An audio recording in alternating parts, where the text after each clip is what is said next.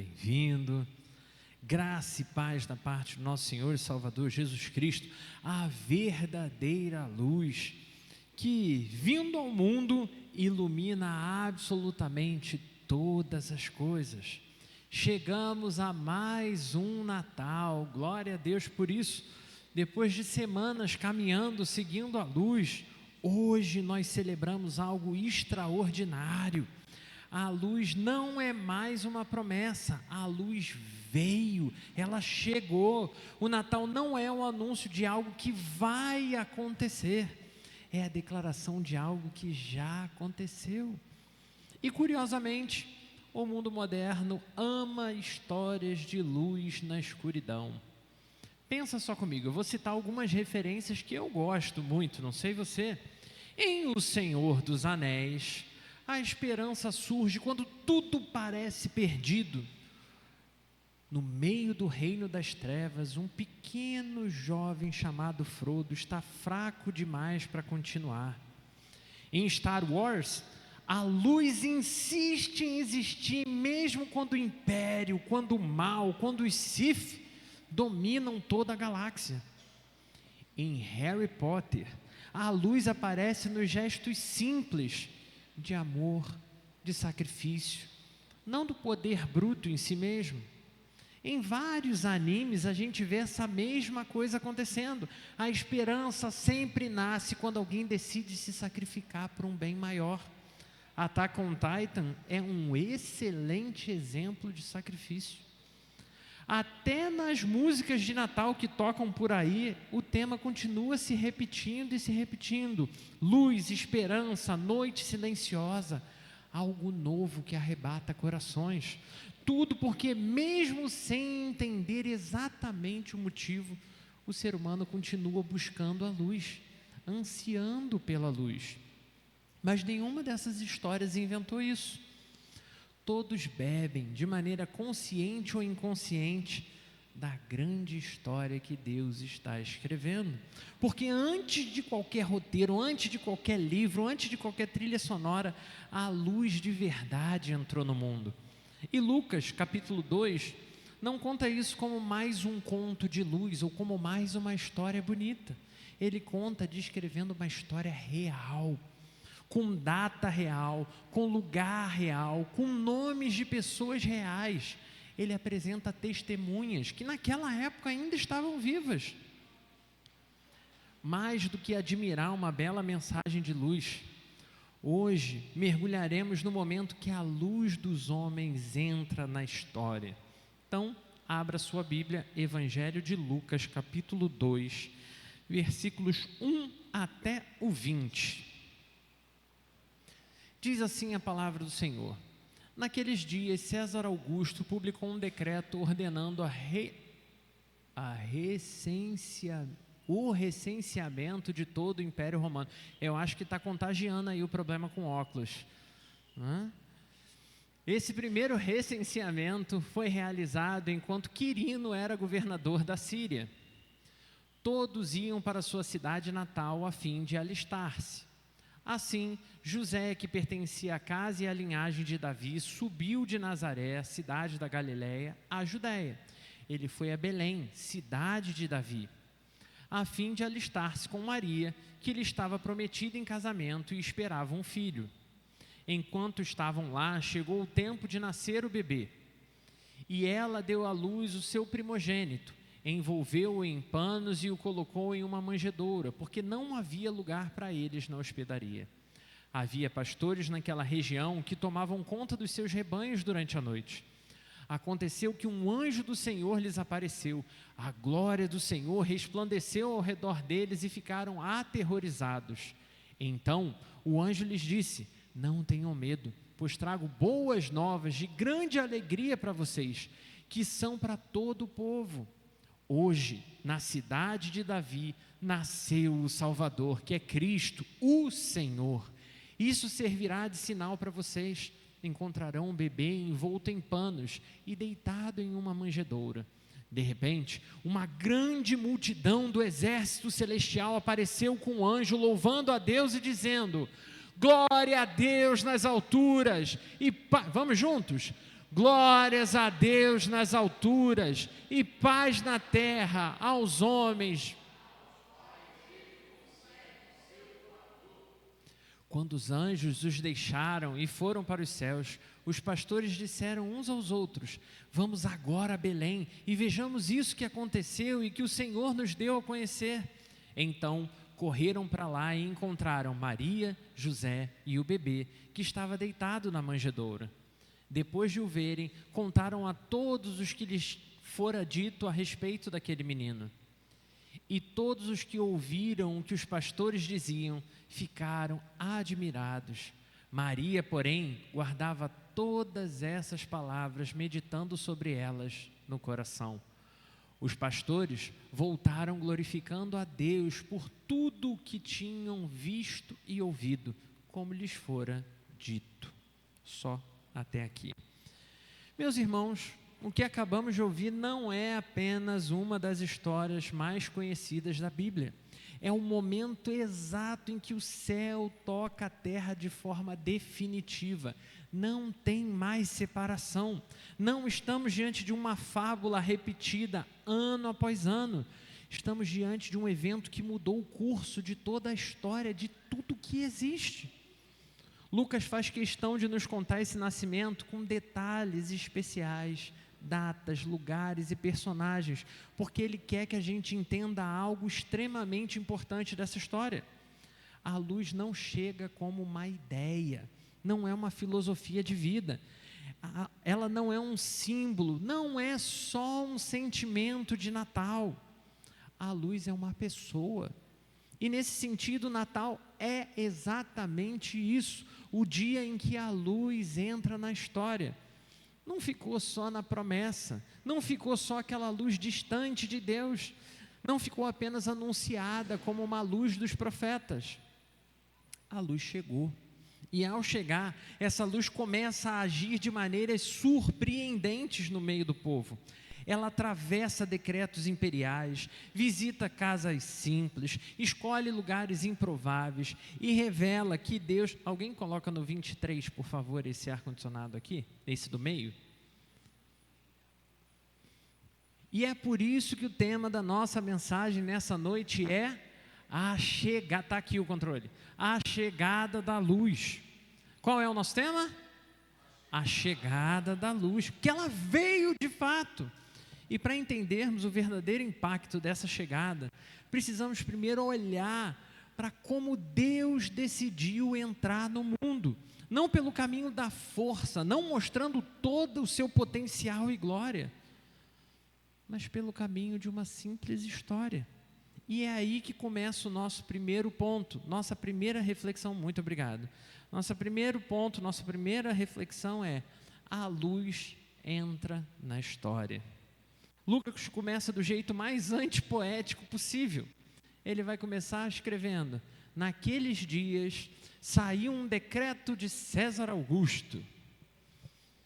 Se é uma história tão divina, tão especial, tão extraordinária, por que não começar? Pensa comigo, por que não começar? Eis que uma rajada de luz do céu corta a densa escuridão da noite.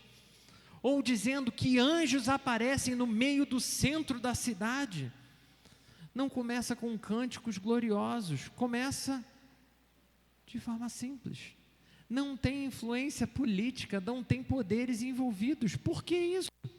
Porque Lucas quer deixar algo claro para nós: o Natal não acontece num conto de fadas, ele acontece no meio de uma história real.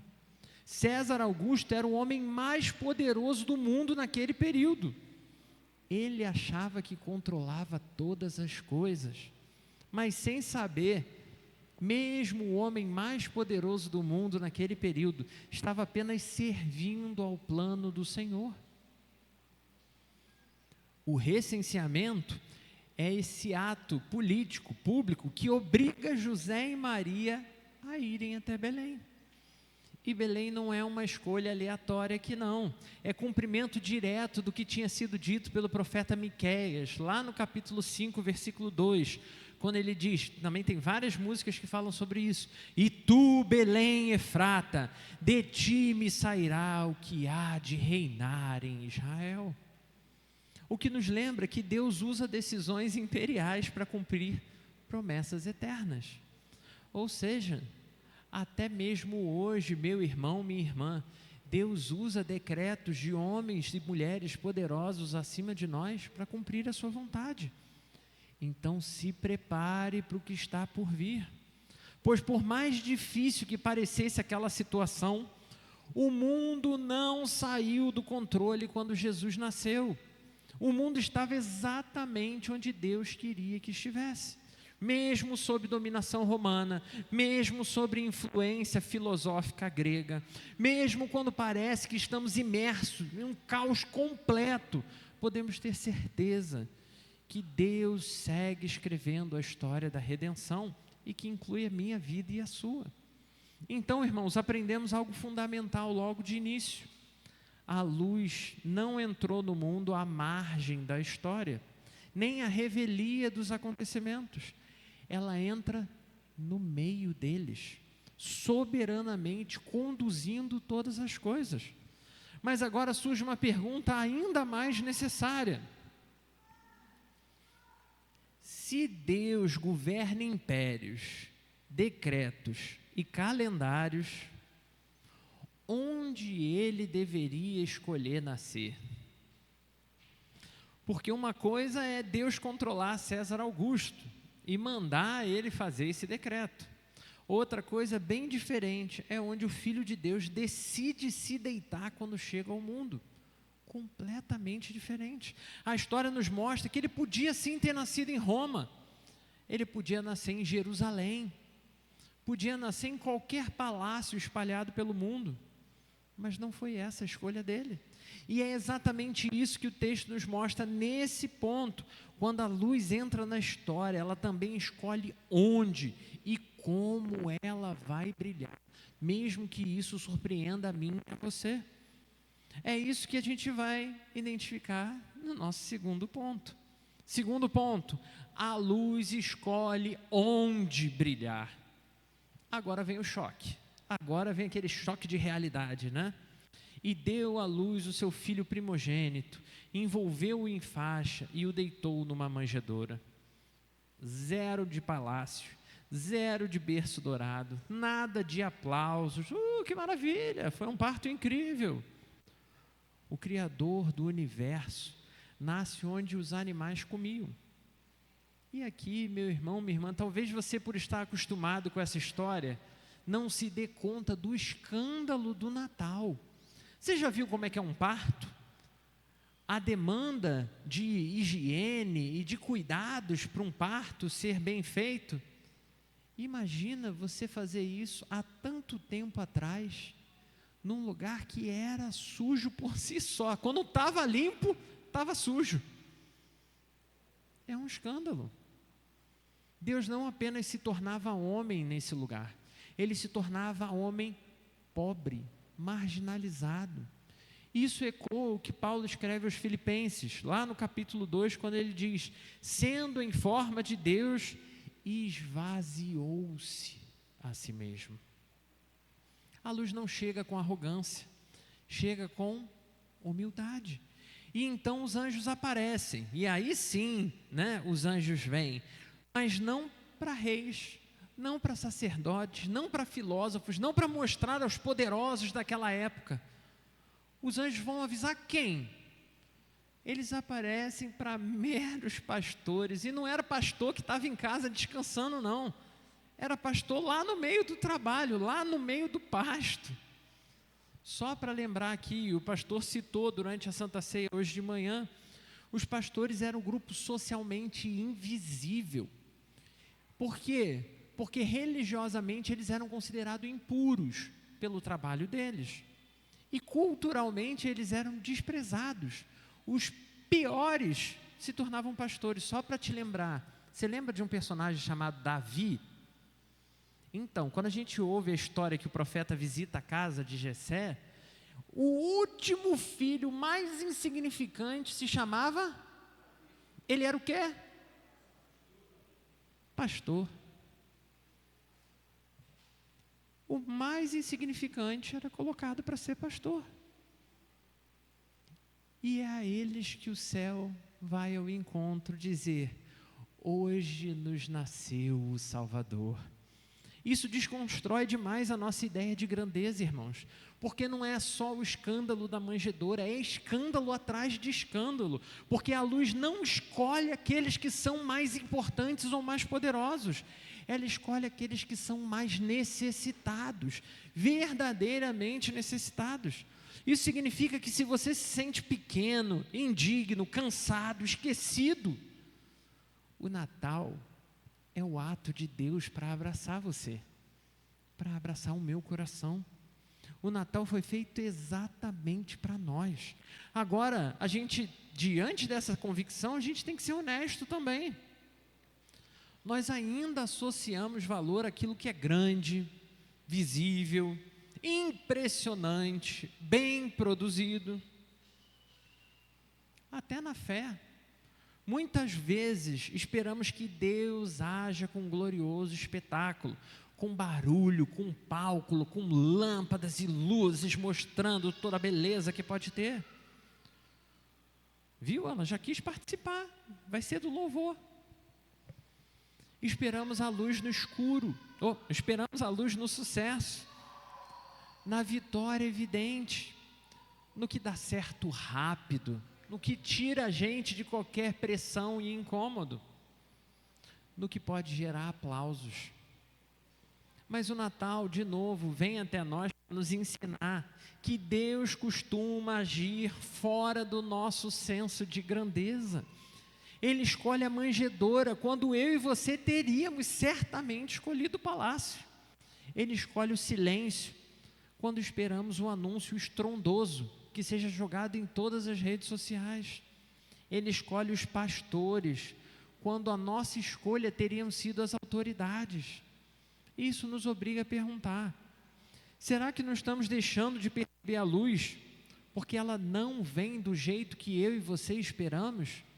Será que a gente não tem se tornado cego para a luz que tem vindo do céu? Quantas vezes, irmãos, Deus está agindo na nossa cara, e isso é numa conversa simples, num gesto pequeno, numa mudança discreta de coração, numa reconciliação silenciosa, numa fé que resiste mesmo quando está cansada demais, e a gente não reconhece, porque a gente ainda quer ver aquele algo maior, a gente quer ver aquele poder de Deus, e o Natal é esse evento que nos chama a olhar de novo, a valorizar o que é simples, a enxergar Deus nas coisas mais ordinárias do dia a dia.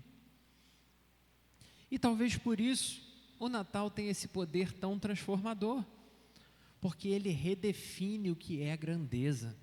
Grande não é o que impressiona, grande é o que salva. Grande é o que ama, grande é o que se entrega de verdade por mim e por você. Por isso, quando dizemos que o Natal foi feito para os pequenos, não estamos falando de inferioridade, estamos falando de dependência. Porque só quem reconhece que precisa, consegue reconhecer a luz quando ela chega. Agora, mais uma vez, a gente tem uma pergunta diante de nós, e tem que ser respondida com sinceridade. Quem é, afinal, a luz em que você se agarra? Para onde é que seus olhos correm? Para onde o seu coração busca respostas? Quem é esse menino deitado na manjedoura? Quem é esse bebê que foi anunciado aos pastores? Quem é esse que nasce nessa humildade tão grande, mas é capaz de mobilizar o céu inteiro para cantar em seu favor? Porque se essa criança fosse apenas um símbolo de simplicidade, o Natal já seria bonito, mas não seria transformador. O impacto do Natal não está apenas onde Jesus nasceu, mas principalmente quem foi que nasceu. E é exatamente isso que o céu faz questão de anunciar agora. E é aí que a gente entra no nosso ponto 3. Ponto 3, a luz revela quem Jesus é. O anjo faz a mais completa confissão cristológica em uma frase: vos nasceu o Salvador, que é Cristo, o Senhor. 3 3 títulos numa frase só, 3 verdades absolutas. Primeiro delas, Salvador. Ele veio para salvar do pecado, porque o problema não era político, era espiritual. Ele é Cristo, o Messias, o prometido lá desde Gênesis capítulo 3, versículo 15. Ele é a esperança de todos os homens. Ele ainda é Senhor. Ou seja, ele não é apenas um amigo, não é apenas um mestre, mas ele é o Rei de todas as coisas. E então o céu explode em louvor. Glória a Deus nas alturas e paz na terra. E aqui vem o verdadeiro impacto que essa luz tem. Primeiro, é uma luz que vai nos levar a conhecer a glória de Deus, viver glorificando a Deus.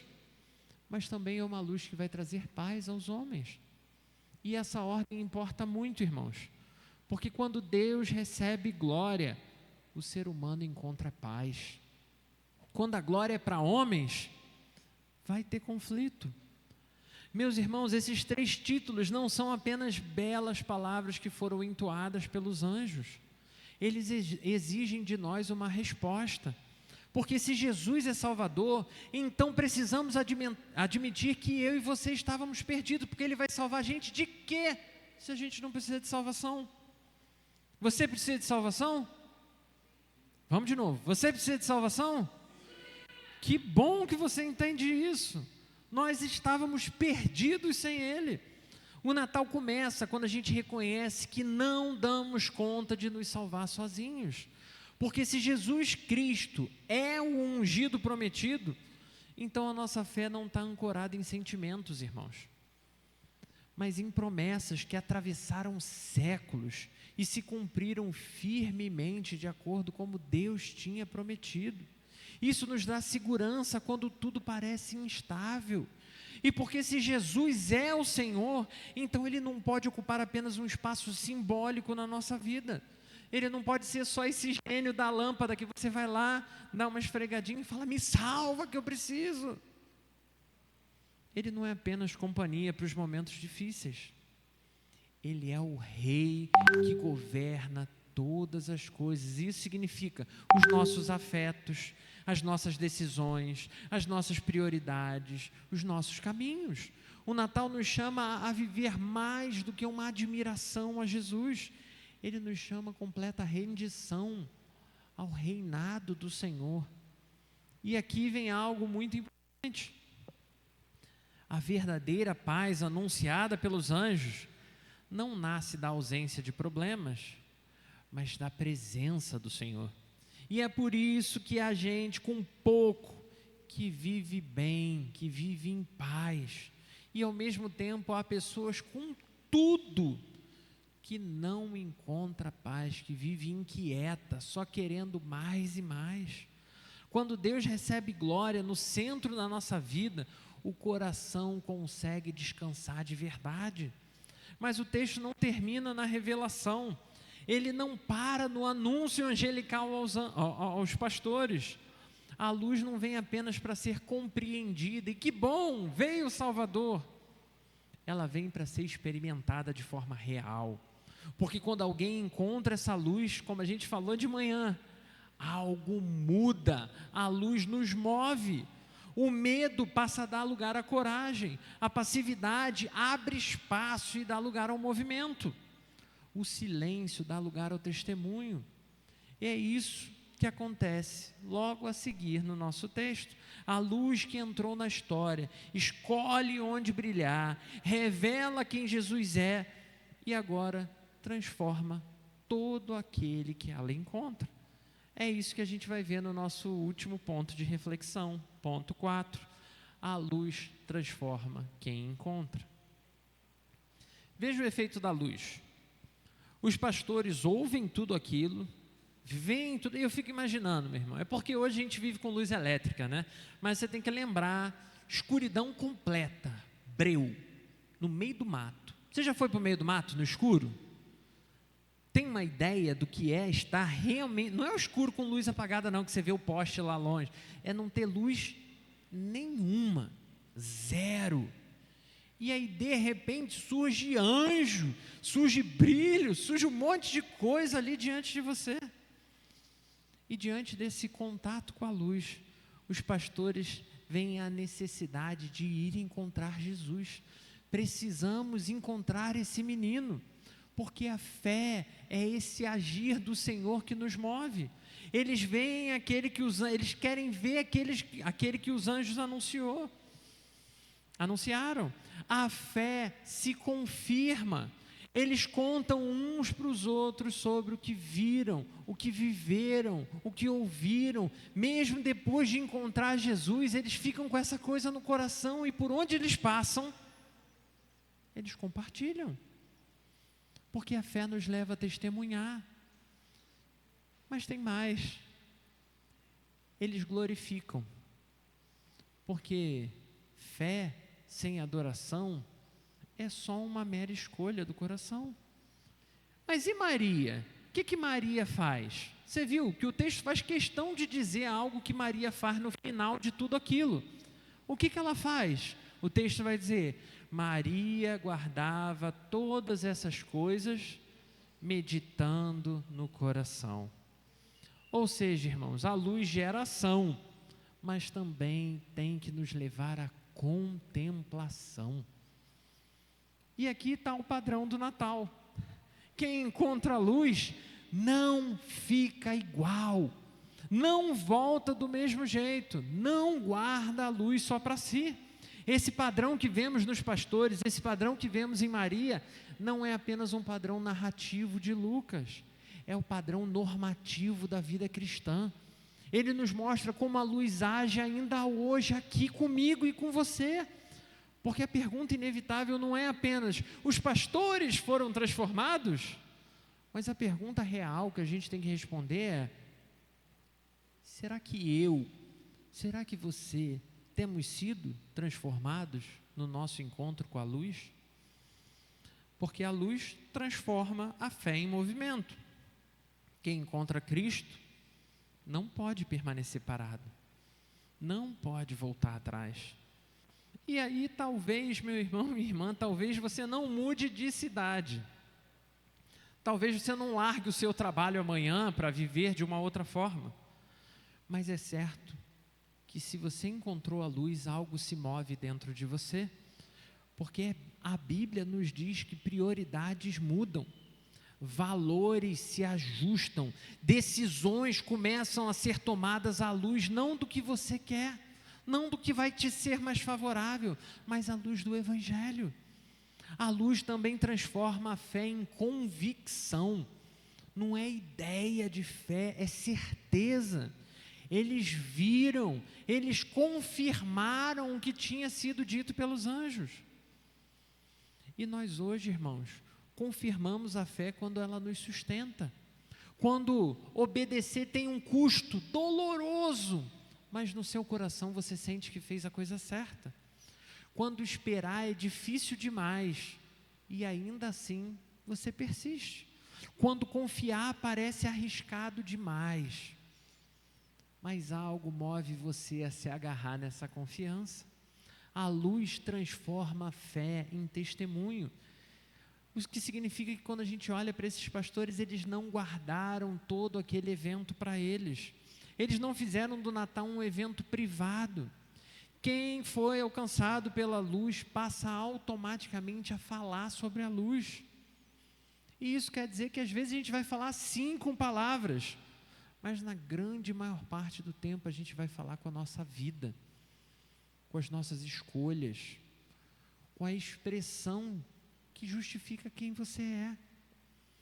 E a luz transforma a fé em adoração, ou seja, eles glorificaram, porque quando entendemos quem Jesus é e o que Ele fez, o coração aprende a agradecer mais, e não só agradecer mais do que eu e você agradecíamos, mas agradecer mais do que nós somos capazes de reclamar, mais do que somos capazes de murmurar. E Maria é quem vai contemplar, botar a cereja no bolo disso tudo, porque nem toda transformação é barulhenta. Sabe, aquela pessoa que ela mal entrou para a igreja e já vai para todo lugar dizendo: ó, mudei, agora sou de Jesus, é quase Lázaro, né? Eu sou de Jesus, eu sou de Jesus.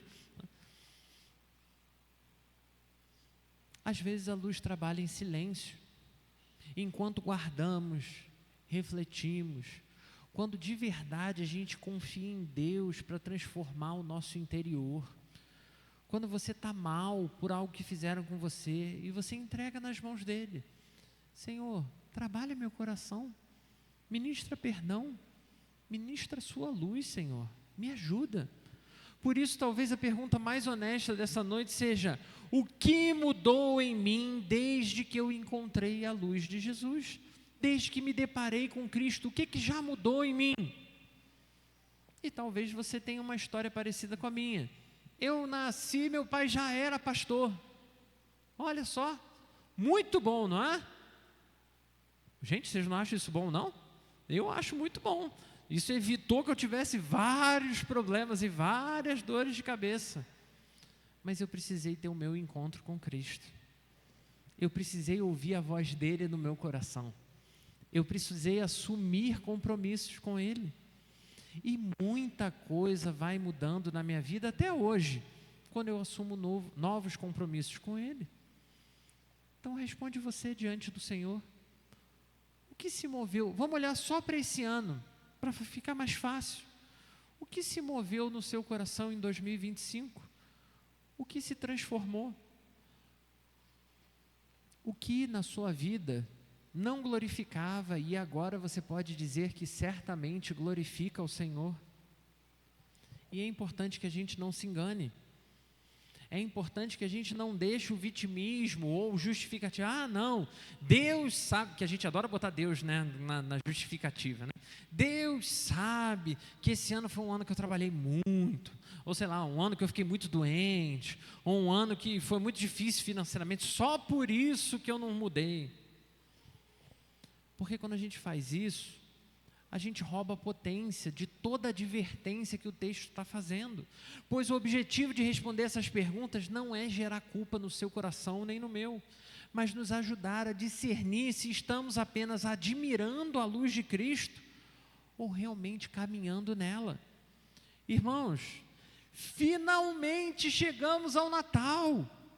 Faltam apenas alguns dias para celebrarmos na minha e na sua casa esse grandioso acontecimento do céu. Depois de semanas seguindo promessas, atravessando profecia, sombra, silêncio, expectativa, hoje celebramos algo definitivo. A luz não é mais promessa, ela veio. O Natal não é esperança de algo que vai acontecer. Deus já realizou tudo o que era necessário para a minha salvação. A luz já entrou na história, ela escolheu onde brilhar, ela mostrou diante dos olhos de todos, revelando quem Jesus era, e transformou todos aqueles que se encontraram com Ele. É verdade, alguns foram transformados para seguir a luz, e outros revelaram o quão profundamente o seu coração era agarrado ao pecado. E isso acontece ainda hoje. Nada disso foi simbólico, nada disso foi imaginário, nada disso foi apenas uma história para ensinar algum valor. Tudo isso foi real. Por isso Lucas fez questão, como a gente falou no início, de descrever tantos detalhes. Porque a gente não está diante de um evangelho que é uma fantasia humana, mas é uma iniciativa graciosa, uma manifestação da graça do Senhor sobre nós. E quando a luz entra de verdade, ela nunca entra para decorar, ela entra para transformar, para governar. Como vai dizer João, a luz resplandece nas trevas, e as trevas não prevaleceram sobre ela. O menino da manjedoura é o Verbo de Deus encarnado. O bebê envolto em faixas é o Cordeiro de Deus que tira o pecado do mundo. O Salvador anunciado aos pastores é o Rei que reina e reinará para sempre. E agora, irmãos, depois de absolutamente tudo que a gente ouviu, continua restando uma pergunta a se responder. e ela é decisiva, e ela vai determinar quem você é. O que você vai fazer com essa luz? Porque ela já chegou, ela já brilhou, ela já foi anunciada. A questão é se ela vai ser reconhecida por você, se ela vai ser recebida e, portanto, seguida como luz de Deus a todos os homens. Porque talvez você perceba que a sua vida ainda parece meio que dominada pelas trevas. Talvez pelo cansaço, confusão, por estar ferido demais, por ter o seu coração endurecido por causa do tempo, por causa da sua história. Talvez você admire até que Jesus foi, o que Ele representou, mas nunca tenha de verdade se rendido por completo à luz. O Natal proclama algo claro: Deus veio até você. A luz tem nome. Qual é o nome dessa luz? Jesus. Essa não é uma luz qualquer, muito menos uma luz meramente decorativa. Não é uma emoção de fim de ano, não é nostalgia religiosa. É uma luz que salva, é luz que transforma, é luz que guia o caminho inteiro da vida. Por isso o chamado do Natal não é apenas admire o que Deus fez. O maior chamado do Natal é venha, ou como as crianças vão dizer daqui a pouco, vem, está chegando o Natal. Calma, guarda o espetáculo, segura aí. Então venha para a luz, caminhe na luz, viva na luz e descubra que de fato quando Cristo reina, a fé reencontra sentido, a alegria cria raízes mais profundas, a esperança nunca mais se apaga, porque a luz não apenas chegou, irmãos, isso é um fato glorioso, ela brilha e reina, e por onde ela passa, tudo e todos que são tocados por essa luz, são transformados, ou para glorificar a Deus com suas ações, ou para viver a sua condenação eterna. Não se engane, não tem caminho do meio. Como você tem se comportado com essa luz? Natal é tempo de refletir sobre isso, voltar nossos olhos para essa gloriosa luz e pedir: Senhor, me leva a glorificar o Senhor, igual essas pessoas fizeram. Convido você a fechar os seus olhos, vamos falar com Deus. Santo e poderoso Deus, louvado seja o teu nome, Senhor. O Senhor veio ao nosso encontro quando nada podia ser feito para sermos salvos. Obrigado, Senhor, porque domingo após domingo o Senhor tem nos convidado a retornar ao Senhor. Obrigado, Senhor, porque essa gloriosa luz não se apagou, mas segue brilhando, nos alcançando, nos convidando, trazendo um renovo sobre nós. Senhor, que esse Natal seja de fato um Natal especial, que seja oportunidade, Senhor, de vivermos de novo esse reencontro contigo, de sentir, Senhor, essa glória, esse brilho, essa presença no nosso coração. Leva-nos, Senhor, a viver como se de fato o Senhor fosse a prioridade da nossa vida. Leva-nos a te amar, Senhor, de verdade, não só de palavras, não só de interesse para demonstrar alguma coisa para ninguém, mas para de verdade, Senhor, vivermos cada segundo da nossa existência para a proclamação da Tua glória. Leva-nos, Senhor, a viver essa transformação que não para em nós, mas que transforma tudo e todos por onde quer que nós passarmos, em nome de Jesus. Amém.